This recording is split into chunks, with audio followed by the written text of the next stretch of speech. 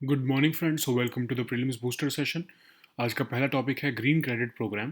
ये topic environment के लिए इंपॉर्टेंट है। यूनियन इन्वायरमेंट मिनिस्ट्री ने एक न्यू मेथोडोलॉजी नोटिफाई कर दी है ग्रीन क्रेडिट्स देने के लिए अंडर ग्रीन क्रेडिट प्रोग्राम।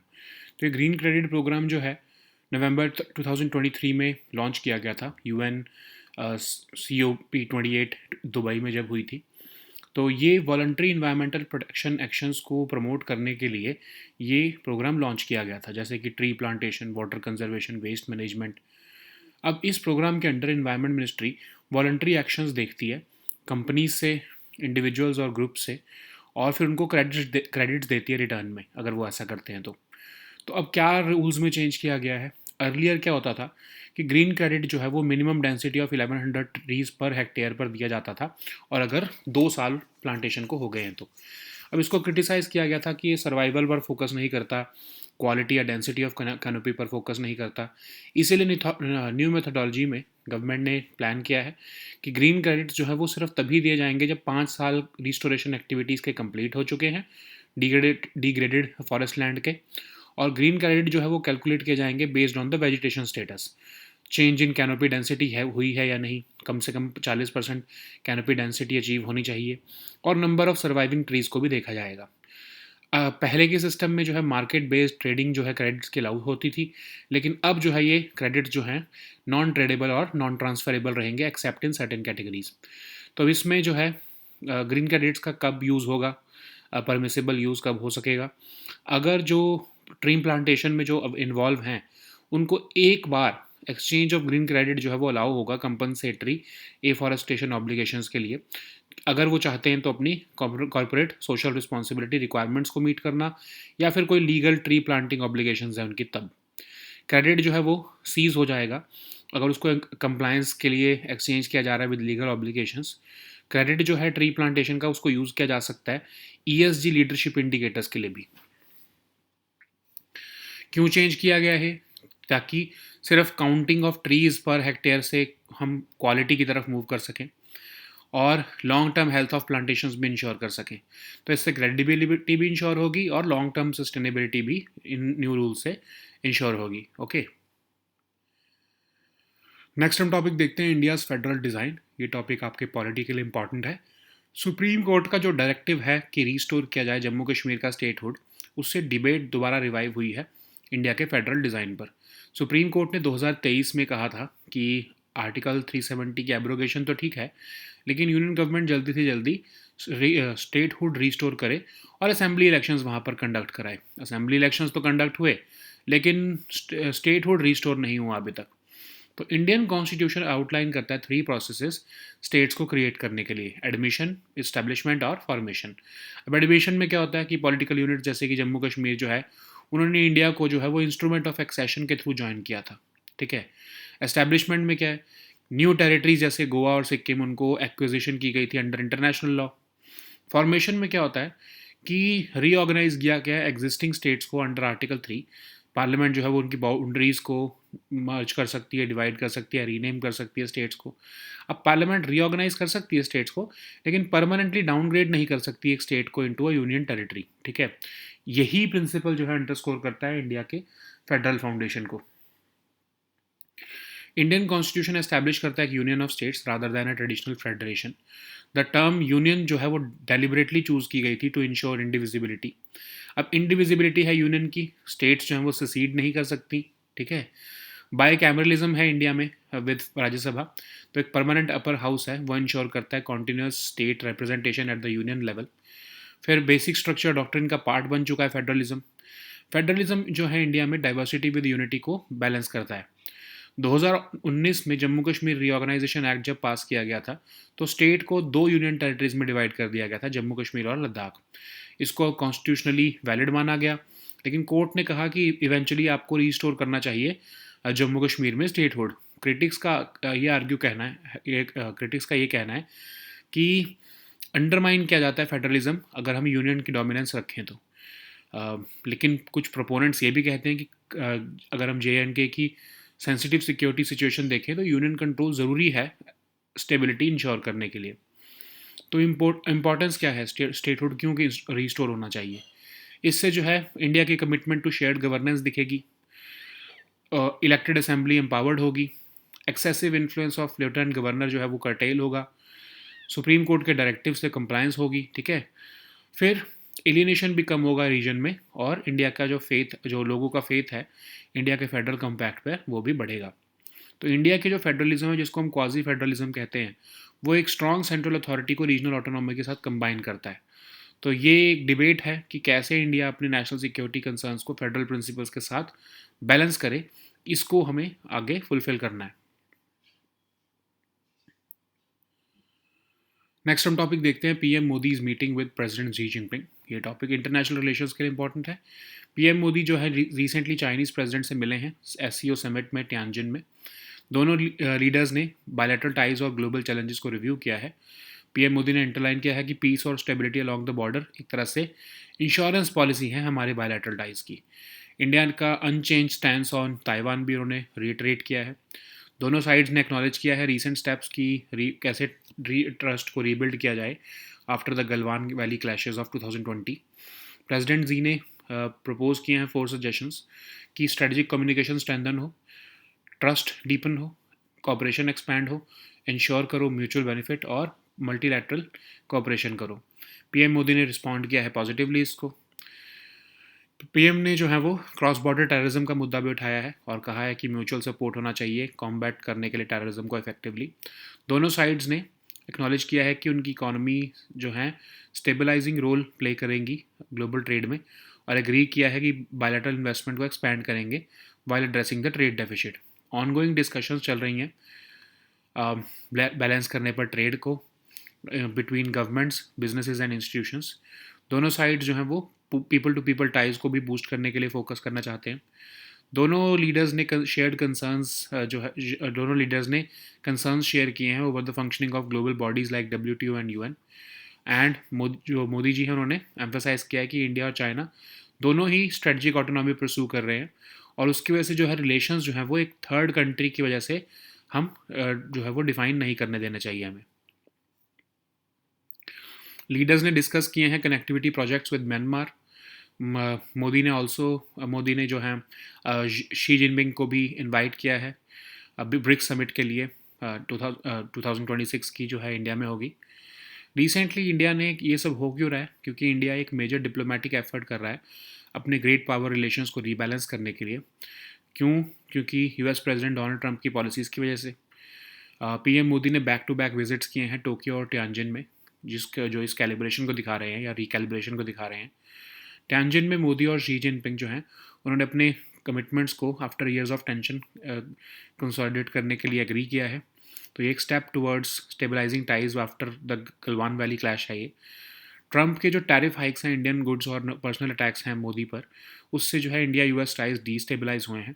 उनका जो यूनिलैटरल ट्रेड डिमांड्स है और ह्यूमिलेशन ऑफ अलाइज हैं, उसे बाकी कंट्रीज़ भी, जापान, साउथ कोरिया और ऑस्ट्रेलिया, वो भी अपनी स्ट्रेटजीज़ को रीथिंक कर रहे हैं और टेंशन्स को रिड्यूस कर रहे हैं चाइना के साथ। तो दिल्ली ने अभी तो पब्लिक कन्फ्रंटेशन जो है ट्रंप के साथ अवॉइड किया है, लेकिन क्वाइटली प्रेशर को रेजिस्ट किया है। इंडिया के फॉरेन ऑफिस ने भी जो है अपनी स्ट्रेटजिक ऑटोनॉमी को एम्फेसाइज किया है, ठीक है। नेक्स्ट हम टॉपिक देखते हैं रेमन मैग्सेसे अवार्ड। ये टॉपिक आपके सोशल इश्यूज़ के लिए इंपॉर्टेंट है। तो रेमन मैग्सेसे अवार्ड जो है वो एजुकेट गर्ल्स एक इंडियन ऑर्गेनाइजेशन के लिए अनाउंस किया गया है। तो रेमन मैग्सेसे अवार्ड जो है एशिया का प्रीमियर प्राइज़ है, हाईएस्ट ऑनर है, जो सेलिब्रेट करता है greatness end of spirit and transformative leadership in Asia. Awardees जो है एनुअली सेलेक्ट किए जाते हैं बोर्ड ऑफ ट्रस्टीज़ द्वारा। 1958 से 2008 तक अवार्ड जो है वो 6 कैटेगरीज में एनुअली दिया जाता था। तो government service, public service, community leadership, journalism, literature and creative communication, arts, peace and international understanding, emergent leadership. 2009 से रेमन मैग्सेसे अवार्ड जो है वो अब फिक्स्ड अवार्ड कैटेगरीज में नहीं दिया जाता है, अब सिर्फ एमरजेंट लीडरशिप में ही दिया जाता है, except for emergent leadership. Winners जो है वो प्रेजेंट किए जाते हैं with a certificate and medal, और ये फॉर्मल सेरेमनी होती है अगस्त 31 को मनीला, फिलीपींस में, तब ये अवार्ड दिया जाता है।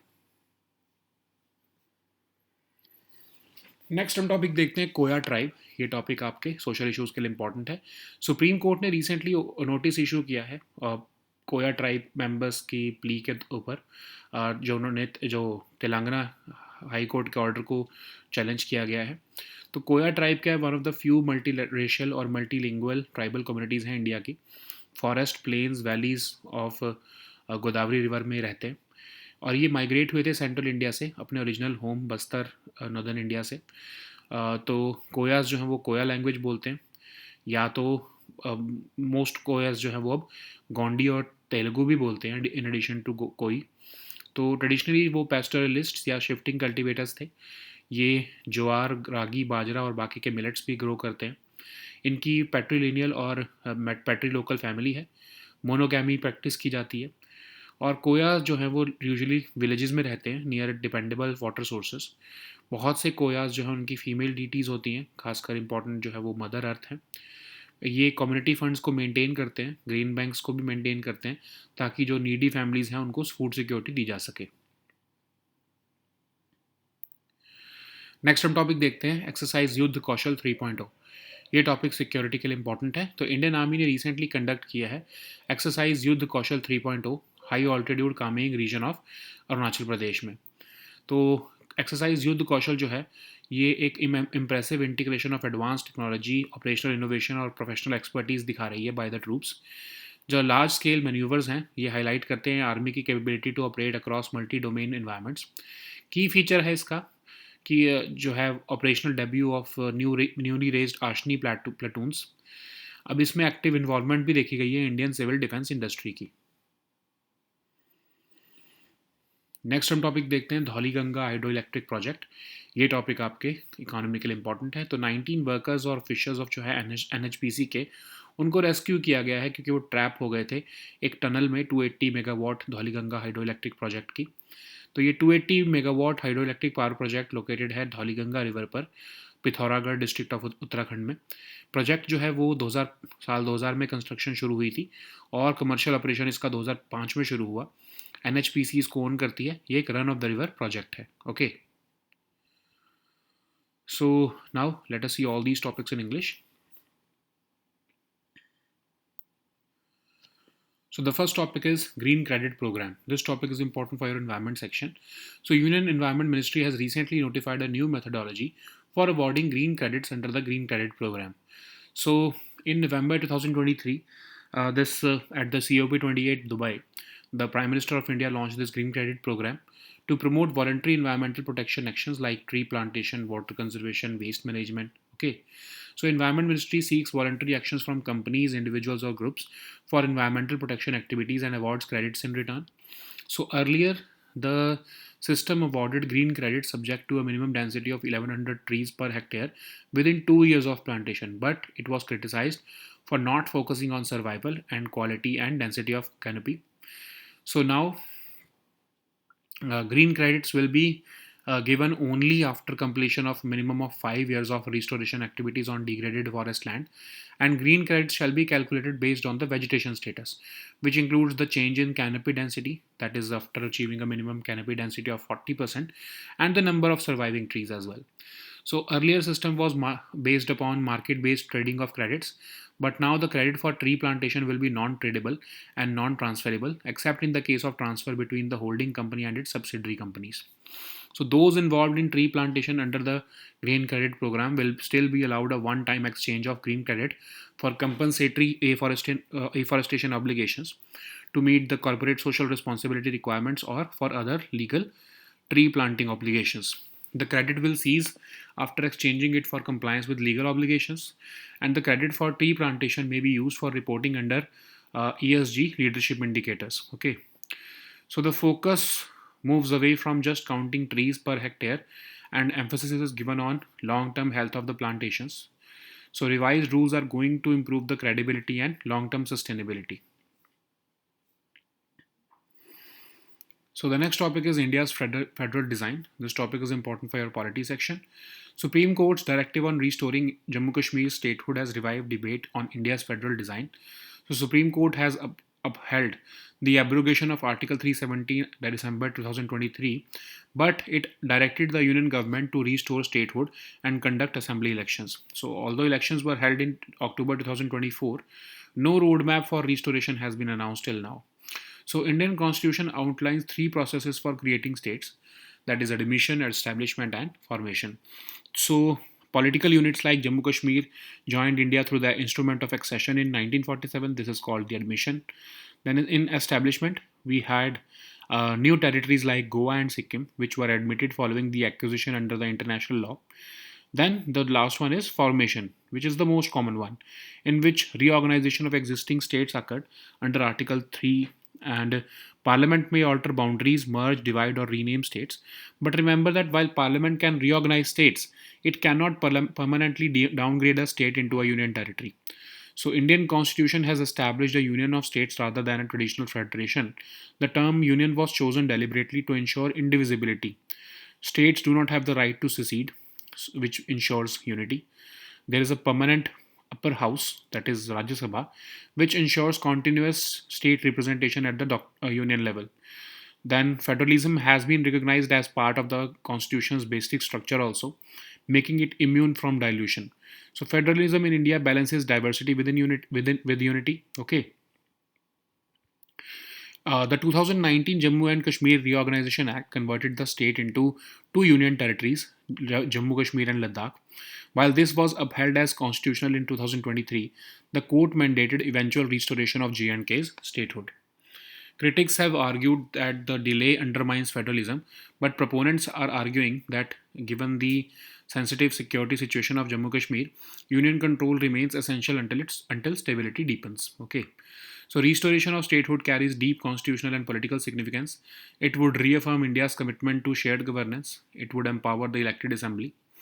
It would curtail the excessive influence of a lieutenant governor. It would also comply with the Supreme Court's directive, and it would reduce alienation in the region and reinforce faith in India's federal compact. So, India's federalism is often described as quasi federal, which combines strong central authority with regional autonomy. And this debate underscores a fundamental question: how should India balance national security concerns with federal principles? So, the next topic is PM Modi's meeting with President Xi Jinping. This topic is important for your international relations. PM Modi has recently met Chinese President Xi Jinping on the sidelines of SCO summit in Tianjin. So both leaders reviewed their bilateral ties and global challenges, and PM Modi underlined that peace and stability along the border are essential for advancing relations, and he reiterated India's unchanged stance on Taiwan. Both sides acknowledged the recent steps to rebuild trust after the Galwan Valley clashes of 2020. President Xi proposed four suggestions: strengthening strategic communication, deepening trust, expanding cooperation, ensuring mutual benefit, and enhancing multilateral cooperation. PM Modi responded positively, signaling intent to upgrade ties. PM raised the issue of cross border terrorism also, and where he urged mutual support to combat terrorism effectively. Both leaders acknowledged their economies' stabilizing role in global trade and agreed to expand bilateral investment while addressing the trade deficit. The ongoing discussions are balancing trade involving governments, businesses, and institutions. And Modi and Xi also discussed ways to boost people to people ties. Two leaders also shared concerns over the functioning of global bodies like WTO and UN. Modi emphasized that India and China both are pursuing their strategic autonomy, so therefore they should not let relations be defined through the lens of a third country. So leaders discussed connectivity projects with Myanmar, and Modi also invited Xi to the 2026 BRICS summit in India. So, India has recently launched a major diplomatic effort to rebalance its great power relations, driven by the disruptions of US President Donald Trump's policies. PM Modi's back to back visits to Tokyo and Tianjin highlight this recalibration. In Tianjin, Modi and Xi Jinping agreed to consolidate commitments after years of tension. This marks a step towards stabilizing ties after Galwan clash. So, Trump has put tariffs on Indian goods, and he has also made some personal attacks on Modi. This has destabilized India US ties. Trump's unilateral trade demands and humiliation of allies has also alienated Japan, South Korea, and Australia, which who are rethinking their strategies and reducing tensions with China. So India has avoided public confrontation with Trump, but they have quietly resisted pressure. Indian Foreign Office underscored its emphasis on strategic autonomy, ensuring it is not seen as aligning too closely with either Washington or Beijing. So the next topic is Raman Magsaysay Award. This topic is important for your social issues. Raman Magsaysay Award has been announced for Educate Girls, which is an Indian organization that works to educate underprivileged girls across the country. So, Raman Magsaysay Award is Asia's premier prize and highest honor, which celebrates greatness of spirit and transformative leadership in Asia. The awardees are annually selected by the RMF Board of Trustees. From 1958 to 2008, the award was given in six categories annually: the government service, public service, community leadership, journalism, literature and creative communication arts, peace and international understanding, and emergent leadership. But since 2009, the Raman Magsaysay Award is no longer being given in fixed award categories except for emergent leadership. So winners are presented with a certificate and medal. So this award is presented in formal ceremonies in Manila, Philippines on 31st of August each year. Okay. So the next topic is Koya tribe. This topic is important for your social issues. Supreme Court has recently issued notice on a plea by Koya tribe members challenging Telangana High Court's order on the ST status of Lambadi, Sugali and Banjara communities, citing their impact on reservation benefits. So Koyas are one of the few multiracial and multilingual tribal communities of India. They live in the forests, plains and valleys on both sides of Godavari River. They are said to have migrated to central India from their original home in Bastar, that is northern India. So Koyas speak the Koya language. They also speak the Gondi or Telugu. They were traditionally pastoralists and shifting cultivators. They grow jowar, ragi, bajra, and other millets. They have a patrilineal and patrilocal family. Monogamy is prevalent among them. They live in villages located near dependable water sources. Many of the Koya deities are female. They maintain community funds and grain banks at the village level so as to help the needy families and provide food security. Okay. So the next topic is exercise Yudh Kaushal 3.0. This topic is important for your security section. Indian Army has recently conducted exercise Yudh Kaushal 3.0 in the high altitude Kameeng region of Arunachal Pradesh. So this exercise has demonstrated an impressive integration of advanced technology, operational innovation, and professional expertise by the troops. The large scale maneuvers highlighted the Army's capability to operate across multi domain environments. A key feature was the operational debut of the newly raised Ashni platoons, and we saw the active involvement of the Indian civil defense industry also. The next topic is the Dhauliganga hydroelectric project. This topic is important for your economy section. 19 workers and officials of the NHPC were rescued after they were trapped inside the tunnel of 280 megawatt Dhauliganga hydroelectric power project. So this is a 280 megawatt hydropower project located on the Dhauliganga river in Pithoragarh district of Uttarakhand near Dharchula. So this project construction commenced in 2000, and it entered into commercial operations in the year 2005. This project is currently owned by the NHPC. It is a run of the river project. Okay. So these were our topics for today. We'll meet next time with new topics. Until then, goodbye and take care.